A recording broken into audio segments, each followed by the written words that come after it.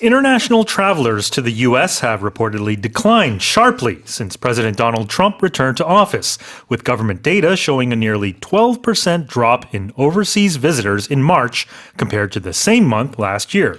미국 정부 자료에 따르면 3월 미국 방문객이 전년 동기 대비 12% 가까이 감소하는 등 도널드 트럼프 대통령 취임 이후 미국을 방문하는 해외 여행객 수가 크게 줄어든 것으로 알려졌습니다. Yeah, so if you compare that with the figures in February saw a 2% year-on-year drop, but March that declined significantly down to 12% compared to the same month last year. And by region, visitors from Western Europe saw a big decline, and also from Central America and the Caribbean. The Caribbean saw a 26% decline in visitors, and also Korea as well. Korea saw there's been a gradual decrease in visitors to the U.S. from Korea, down 9% in January.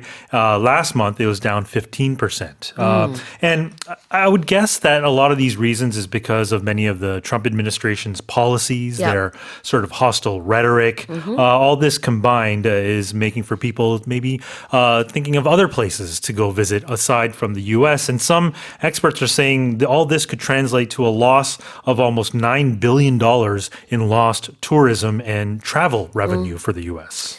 Well, President Trump has returned to office. Yes, he This is has. his second time serving as president. Yeah. So tell us about that expression, to return to office. Yeah, so the word office itself here refers to a position of responsibility, namely the presidential position. Yeah. We just say, who is in office right now? We can say, who's president? It's not in the office. No. It's just in office. In office, Yeah. right. So you have this sort of not ambiguous, but abstract instead of an actual office or room.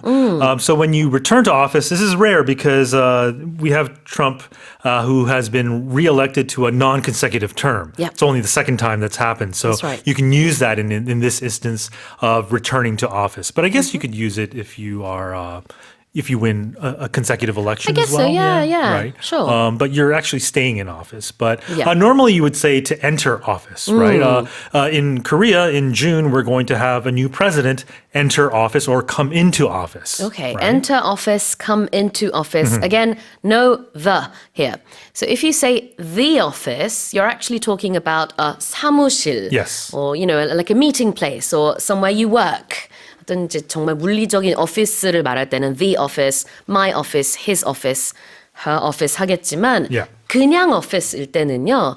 많은 경우 이런 이제 높은 직책을 얘기하는데 맥락상 우리 뉴스에서는 대통령직을 말하고 있습니다. Now, what's interesting is that there's a new term now because of the pandemic called RTO, which is return to office, Okay. which is a policy that many businesses are now using for people that used to work remotely Okay. and are now returning back into the physical office.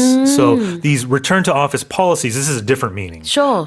Where employees who were working remotely previously are returning to the office. 아, 그렇군요. 이제 한동안 재택근무를 하다가 다시 사무실로 돌아오는 사람들에 대해서도 이제 이게 RTO 현상이다. Return to office라고 이제 표현하기도 한다는 거죠. 그럴 때도 보면은 관사 없이 office를 써서 이게 좀 헷갈려 보일 수 있지만 사실 그거는 뉴스 헤드라인처럼 관사 같은 거 다 빼놓은 이런 제목의 느낌이지 우리가 보통 대통령직에 있다라고 하는 느낌은 아니에요.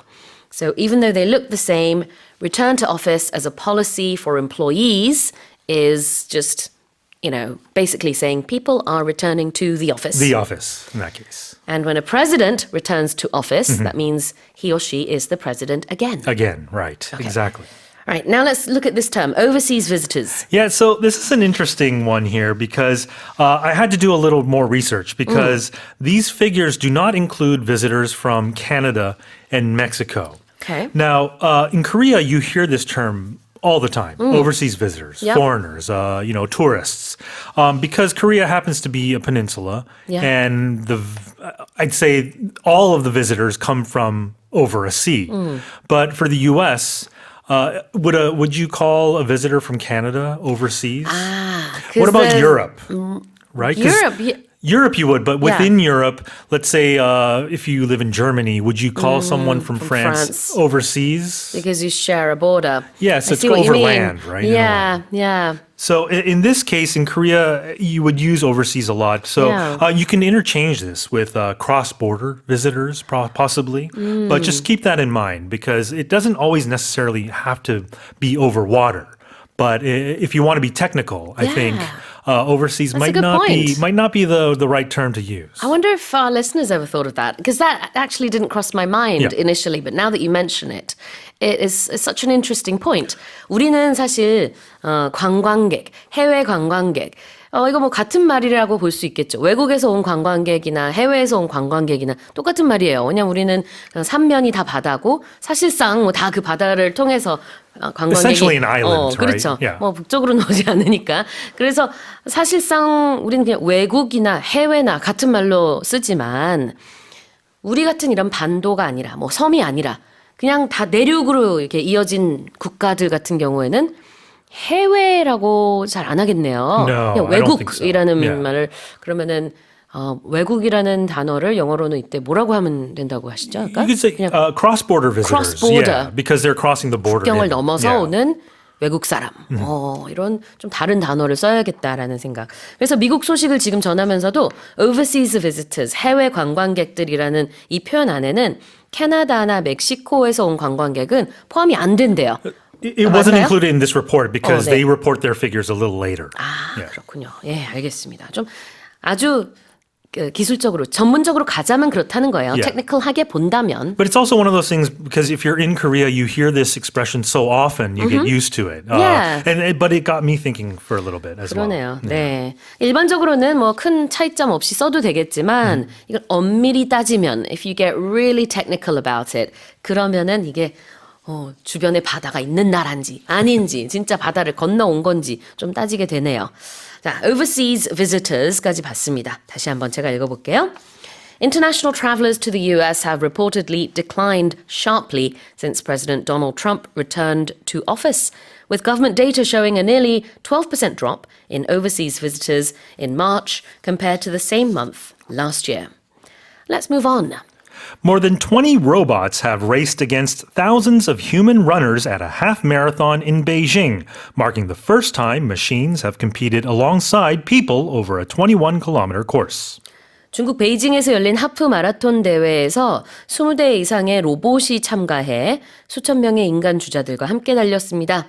21km가 넘는 거리를 기계가 사람과 경쟁하며 달린 것은 이번이 처음입니다. I'm not sure if you've seen video of this race. It's actually very funny. Yeah, the robots had a hard time, didn't they? They did. It's funny and tragic at the same time because this has been a challenge for scientists and engineers is to develop a robot or a humanoid robot that mimics human walking or running, which is very hard, apparently, because they look human. A lot of them, actually, some of them don't look human, but to go over this 21-kilometer course was a daunting task. The winner actually finished it in a time of 2 hours and 40 minutes, which was about half the time, more than half the time of the human winner of this race of 1 hour. It's a half marathon, right? Right. But I guess this is more sort of the progression that scientists are having to go through in the development of robots to become more like humans, like you and I. 그러니까 굉장히 다양한 기업에서 이런 로봇을 만들고 출전을 시킨 거군요. 다 한 곳에서 만든 게 아니라. No. 그래서 이렇게 각양각색의 그 로봇 형태가 나타난 것이고 좀 더 잘 뛰는 로봇이 있었고 그다음에 이걸 다 완주하지 못하고 그냥 스팀이 나오고 그래서 이제 좀 고장이 나는 로봇도 있었고 A 그랬던 lot of 모양이에요. them collapsed. 쓰러졌다고요. So when you see them collapse to the ground, it's very sad in a way because they look like a human, but of course they're not. 네, 그렇습니다. You should go check it out. It's funny. To race against something. Yeah, when you race against something, quite literally, you're competing with someone in a physical race, right? But you can use this figuratively, like as in a race against time, for instance, when time is a critical factor, or if there's a rescue operation, time is of the essence. It's a race against time. 네, 시간과의 사투다 이런 표현을 쓸 때도 it's a race against time이라고 할 수 있는데 여기서는 robots raced against humans. 로봇이 사람과 경쟁을 했다. 그러니까 달렸다. They competed alongside people. Yeah, so again, alongside you can use literally, where if you're physically beside somebody, you're alongside. Here, the robots raced alongside the humans. But also alongside you could use it at the same time, or if you're just coexisting with someone, or if you together in cooperation work with someone. Let's say EBS is working with a nonprofit organization to raise money, for example. Alongside. Alongside는 옆에, 나란히라는 뜻이고요. ALONGSIDE, alongside. 다시 한번 읽어보겠습니다.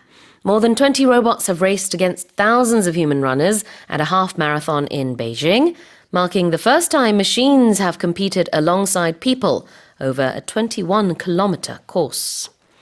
Let's move on to the final headline. Korean director Chung Yoo-mi's animated film Glasses has been invited to compete in the Critics Week short film category at the 78th Cannes Film Festival, set to kick off on May 13th. 오는 5월 13일에 개막하는 제78회 칸 영화제의 비평가 주간 단편 경쟁 부문에 우리나라 정유미 감독의 애니메이션 영화 안경이 공식 초청받았습니다. Yeah, so 안경, the Korean title being 안경, glasses. Glasses. It's a short 15-minute animation, and it depicts the psychological growth story of a young woman while repairing her broken glasses, and she confronts and reconciles her sort of inner shadow. And this isn't actually the first time director Chung Yoo-mi has been invited to Cannes. Back in 2009, she was the first Korean animator to be invited to the Director's Fortnight at Cannes with her animation Dust Kid. But this time, this year, no other feature film, short or long, has been selected to feature at Cannes. This is the only one. Okay. And the Critics Week, this is a separate category, but it's an unofficial section that introduces feature and short films with fresh artistic value. 비평가 주간, Critics Week라고 하네요. 여기서 안경은 영어로 반드시 복수 형태로 씁니다. Glasses. 왜냐하면 영어에서는 요 알 하나하나를 개별적으로 보기 때문에 glass, 그러면 유리고 glasses라고 해야 안경이 되는 거죠. Unless you have one of those old monocles. Yeah, that's different though. You still don't call that a glass. It's not a glass. You would call it a monocle. A monocle, 그래요. Animated film, I think we're familiar with this, but tell us about it. Sure, animation. Animated film is the formal way of saying it's where movement and characters are created using, frame-by-frame techniques. You would just, back in when we were young, we'd just say cartoons. Yes. But now with the different. computer graphics and all that, it's a little different. Yes. And often we use the shortened term CGI for the computer graphic images that are used in animated films. If something is set to kick off. Yeah, so there's two expressions here. If you're set to do something, you're ready to do something, right? You're planning to do something. And if something kicks off, it starts or it begins. So if something's set to kick off, it's ready to begin. 시작될 예정이다. It is set to kick off. 킥오프 자체가 이제 시작하다. 우리 축구 시작할 때도 킥오프 한다고 하죠. Yes. 네, set to는 뭐뭐 할 예정이다. Set to kick off. 다시 한번 읽어보겠습니다. Korean director Chung Yoo-mi's animated film Glasses has been invited to compete in the Critics Week short film category at the 78th Cannes Film Festival, set to kick off on May 13th. And that's it for our headlines with Shane.